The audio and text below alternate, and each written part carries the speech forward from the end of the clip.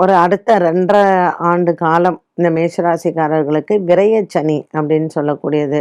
So நீங்கள் இப்போ ரெகுலராகவே மாதத்தில் ஒரு தடவையோ வாரத்தில் ஒரு தடவையோ கோவில்களுக்கு நல்லெண்ணெய் தானம் செய்கிறது நல்லது. நீங்கள் ஒரு டின்னாக வாங்கி கொடுத்தாலும் சரி, ஒரு கேனில் வாங்கி கொடுத்தாலும் சரி, இல்லை 1 லிட்டர் பேக்கெட் வாங்கி கொடுத்தாலும் சரி, நல்லெண்ணெய் நிறைய சிவன் கோயில்களுக்கு தானமாக கொடுக்கலாம்.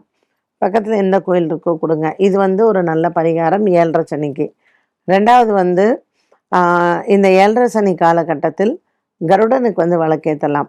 ஸோ துவயஸ்தம்பத்தோடு இருக்கும் இல்லையா, அந்த கருடனுக்கு இப்போ பார்த்தசாதி பெருமாள் கோயிலெலாம் பார்த்தீங்கன்னா கொடிமரம் இருக்கும், கொடிமரத்துக்கு முன்னையே கருடன் இருப்பார். ஸோ இந்த மாதிரி கருடன் வழிபாடு வந்து ரொம்ப விசேஷம். கொடிமரத்தோடு கருடனை வந்து பிரதட்சணம் பண்ணணும். ஸோ 12 பிரதட்சணம் பண்ணுங்கள். நீங்கள் வந்து எந்த பெருமாள் கோயில் வேணாலும் பரவாயில்ல, அது ஆஞ்சநேயராக இருக்கலாம், இல்லைன்னா வந்து நரசிம்மராக இருக்கலாம். ஸோ எங்கே கருட ஆழ்வாருக்கு துவயஸ்தம்பத்துக்கு பக்கத்துலேயே கருட ஆழ்வார் இருக்காரோ, இப்போ நீங்கள் திருப்பதி எல்லாம் பார்த்தீங்கன்னா கொடிமரம் ஒரு இடத்துல இருக்கும், கருட ஆழ்வார் கொஞ்சம் தள்ளி இருப்பார். நீங்கள் கொடிமரத்தோடு இருக்கணும். அந்த கருட ஆழ்வாருக்கு தான் விளக்கேற்றி நீங்கள் பிரதட்சணம் பண்ணணும்.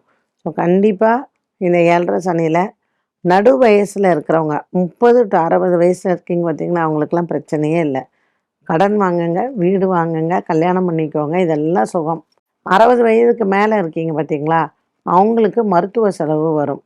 இந்த 1 வயசுலேருந்து 30 வயசுக்குள்ளே இருக்கீங்க இல்லையா, ஸோ இதில் படிப்பு, வேலை, இதுக்கு நம்ம கஷ்டப்படணும். இதுதான் மேஷராசிக்காரர்களுக்கான விரயச்சனி பலன்னே சொல்லலாம்.